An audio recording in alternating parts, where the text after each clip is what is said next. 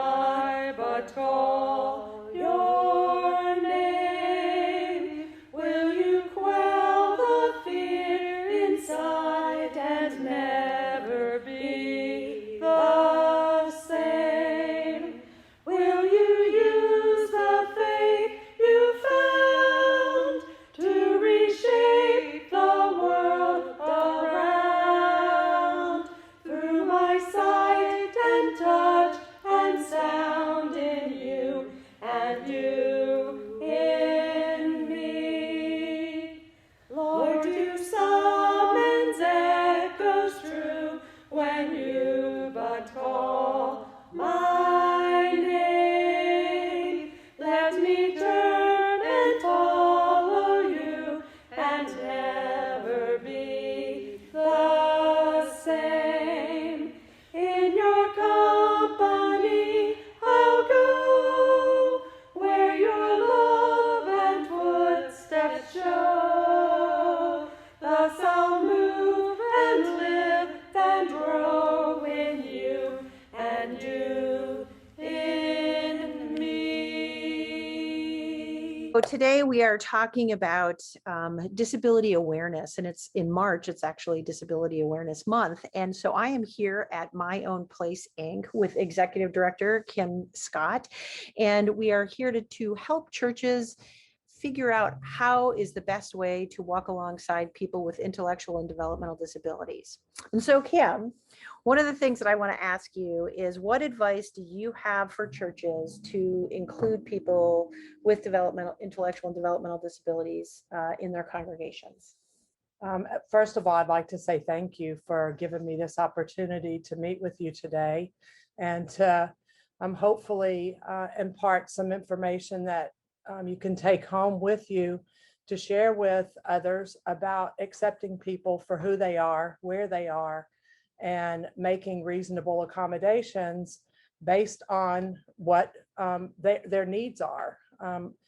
In my experience, supporting people with intellectual and developmental disabilities, they want the same things that you and I do. They want respect, they want age-appropriate activities, they want guidance, they want love, and they want to be educated. And a lot of the times you may have to further explain a situation or an activity with them in a different way that you would with me. And it wouldn't be in a childlike manner. It would be something that's age appropriate in a language that they can understand, but maybe not in the same terms that you and I would use. They know God, they love God, they celebrate God on a daily basis through prayer.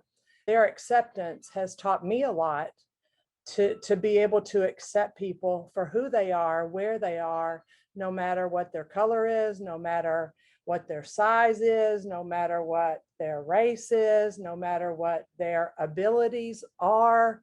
It's really meeting people where they are and moving forward from there with supporting them in church. So Kim and I worked together about 30 years at the ARC, which is an advocacy organization for people with intellectual and developmental disabilities. So that's how we know each other. One of the things that I did, for example, of what you were talking about, is I had someone who wanted to be an usher at church. And so I actually was an usher with him. But then he would get to the row and then he would hold it and pass it to the next person. So that's kind of one of those accommodations or accompaniment kind of things that we're talking about. Now you have quite a few people who are living in your supported apartments, and how have you been helping the normalization of the want and need to get married? You've had quite a few couples, which is kind of exciting. I support people as I would support anyone. If you love someone, it doesn't matter what your IQ is. If you love someone, it doesn't matter what color you are. If two people are brought together and they want to spend their life together, why shouldn't they? So I have, there are a couple that I know who have now been married 35 years, Ricardo and Donna.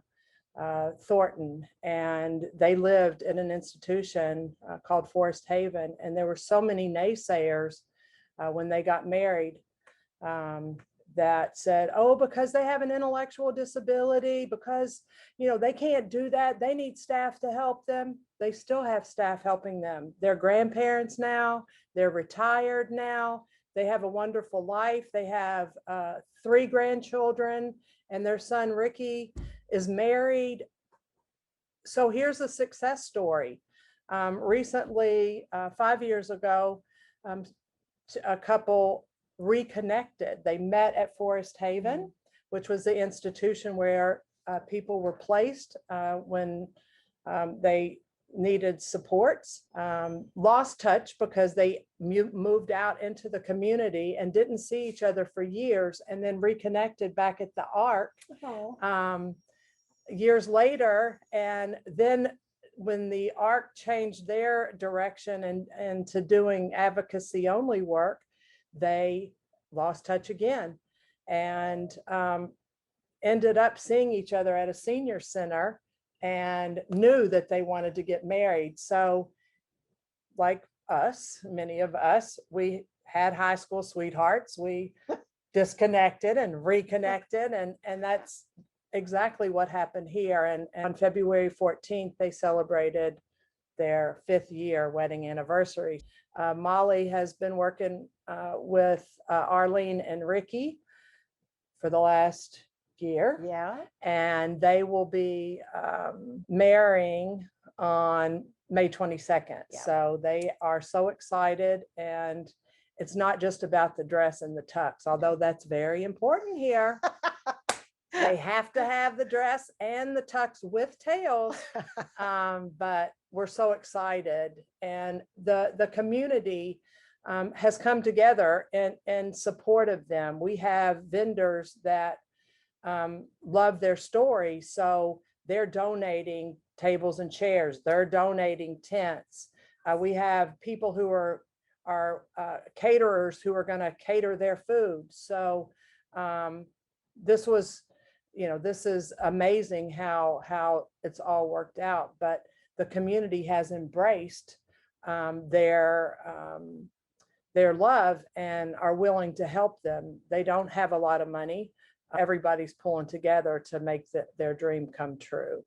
The other, you're going to see part of the interview with Ricky and Arlene coming up, and they're really excited to share their story with all of you because they want everybody to be aware that God is present in their relationship, and supporting people is, they want to say, a very easy thing to do.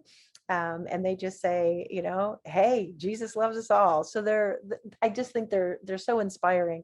And I would say that the marriage counseling piece from a pastor's perspective takes a little bit more of finessing, because big concepts need to be talked about in more concrete ways, just so that we can fully understand that they know what their commitment is.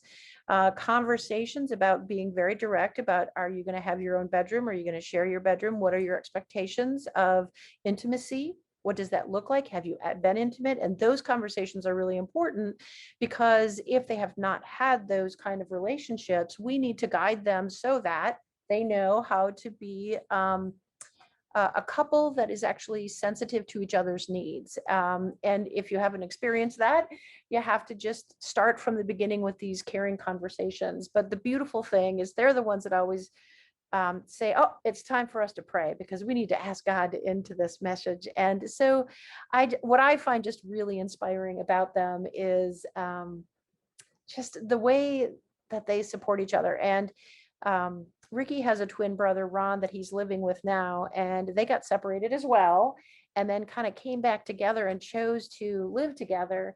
And Ricky just doesn't want to leave Ron behind again. And so Arlene said, all right, the 3 of us are going to buy a house. And then they call Miss Kim and say, all right, you got my house yet? Because I want to be close to shopping, want to be close to the bingo.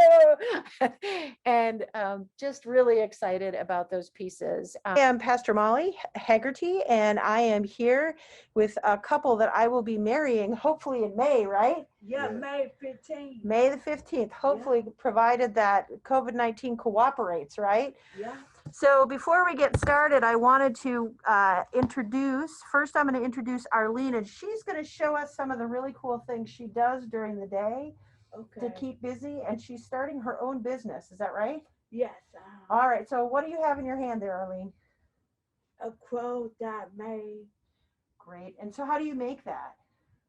You take the thread Yeah. and put in a little hole Uh-huh. and made it. And then you use a Made it needle? with yarn. Oh, awesome. How long did that take you to make? No time. No time at all. You can whip that out in a day, 2 days? Yup. Uh-huh. Hey, Arlene, can you introduce us to your wonderful fiance? Stand up, Ricky. All right. please. All right. This my fiance. And what We about to get married. when you guys get married, like, where are you going to live? Ricky. That's right. Yeah. Ricky, who do you want as your roommate when you get married? Well, I think then I tell one the one with me, but it was us. Okay, so you two are going to get married, but then you're going to let your brother move in. Yeah. Yeah, and you know what? That's kind of cool because that's what a lot of families do. Is sometimes they have to live with other people in their family so they can take care of them, right? Yeah. Ricky, why do you want to get married to Arlene? She beautiful, nice girl. She's beautiful and a nice girl. Arlene, why do you want to marry Ricky? He a handsome man. He a beautiful man. Yeah. So I take him be my one. I take him be my wonderful husband. Well, you've been planning your wedding, right? Yeah. Yeah. So, what kind of things have we done when we get together to talk about what it's like to be married? What are some of the things that we've talked about? Do you remember? I know. Help each other out. Yeah, help each other out. Don't let one person do all. Yes, yes. You guys are a team, so you're going to have to share that. Yeah. Yeah. Mhm. We have to pay. We have to pay our house note. Remember when we talked about God in your marriage, and what did that mean to you? Yeah, that means like I say your prayer. I say pray for Arlene. Yep, you say a prayer for Arlene every Yeah. night. If you bring God into it instead of it just being me and you, it's God is going to keep your love together, Yeah. right? Uh-huh. And that sometimes when we get frustrated with each other, Yeah. you guys can pray together and then still work through all of the things that we had talked about. Yeah. Ricky, when we were together, you had talked about what you do at the end of each day. Can you talk about before you go to bed what you and your brother do? And We want to say prayer, together. The whole hand running sugar one. One say something, well I say something anybody know. Arlene, what are you grateful for? I'm grateful that got me a fiance. Yes. I'm grateful that God put roof on my head. Amen to that. Our synod, which is about 230 churches in the kind of the Harrisburg, Pennsylvania area, has started a justice ministry, and disability Ministries is part of our justice team. And so I'm chairing that. So what advice do you have and for us to go forward in looking for justice issues specifically for people with intellectual and developmental disabilities? Like, what would that justice mean to you?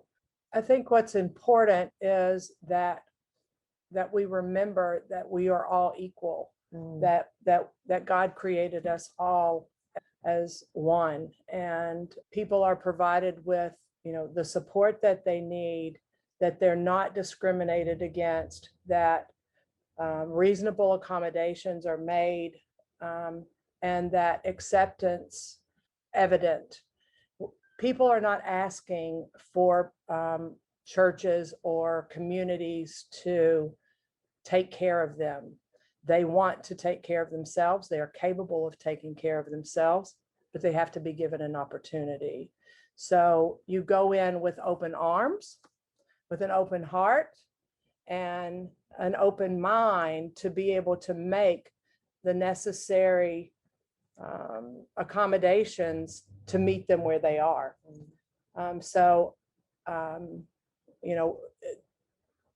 I would hope that this group not feel sorry, take pity.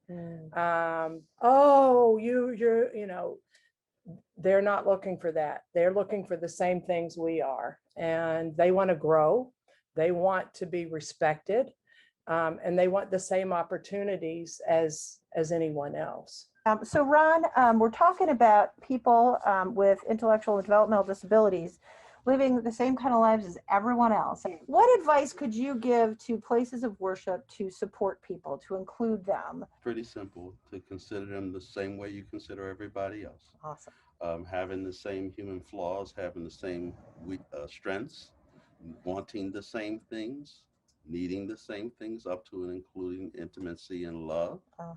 And they're just like us. So when you encounter our guys, it's the same stuff. To a place of worship, what ways can people invite them or help them if there's something that they do that might be a little bit different than what's going on? And it's some of the same things that we would do for people who don't have developmental disabilities or intellectual challenges, but may have other disabilities. So the places need to be accessible. Yep. So that if you can't walk or you have difficulty walking or navigating stairs, there's another way in. If they can't hear, you might want to have a sign language interpreter. Awesome. Interpreting the sermon so that they can understand the sermon. If they need human supports to do some other things while they're there, then we provide them with the staff that would help them do that.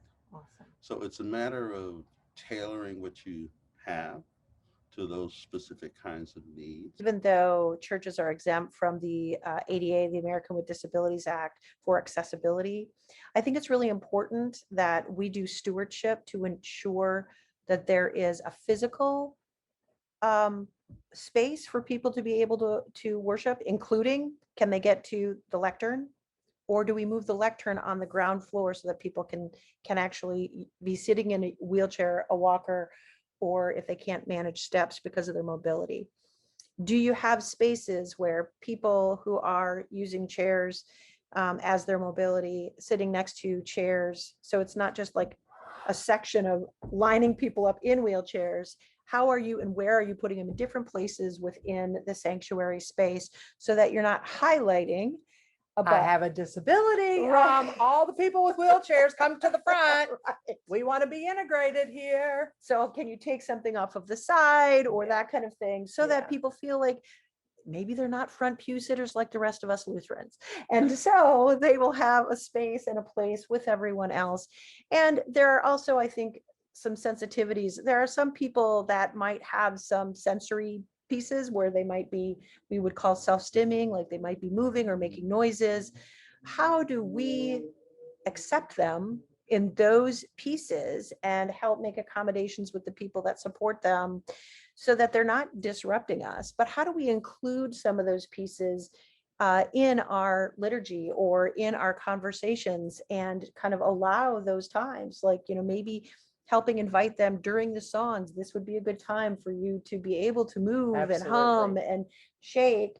And there's ways for us to take time, as much time as it needs, to kind of make sure those kind of pieces happen. Would you say that that's part of the justice piece? Yes. And then just really your openness, meeting people exactly for who they are, beautifully made images of God with as many quirks as you and I have. Probably less. So Right. So we just really want to thank everyone for taking time to be with us and listening to Ricky and Arlene's story, and to Ron and Kim and I kind of helping you with little tidbits on how do you really do justice ministry for people, all people, but specifically for people with intellectual, developmental disabilities and physical disabilities. That's what our focus is today. All right, Ricky, do you want to start us in the Lord's Prayer and have people pray with us? Oh, well, okay, here you go. Our Father, who art in heaven, hallowed be thy name. Thy kingdom come, thy will be done, on earth as it is in heaven. Give us this day our daily bread, and forgive us our trespasses, as we forgive those who trespass against us. And lead us not to temptation, but deliver us from evil. For thine is the kingdom and the power and the glory forever and ever. Amen.